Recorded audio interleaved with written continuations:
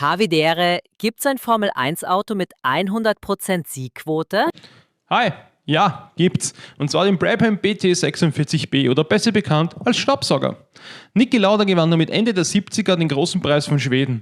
Aber er gewann ihn so deutlich, dass die anderen Teams Einspruch einlegten. Das Besondere an den Wagen war, dass er am Unterboden die Luft ansaugte, somit Abtrieb erzeugte und hinten wieder hinausblies.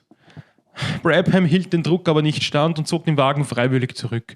Im Endeffekt wurde das Regelmaß so angepasst, dass das sowieso aufgrund von beweglichen Aerodynamikteilen nicht mehr möglich war. Aber er bleibt somit ungeschlagen.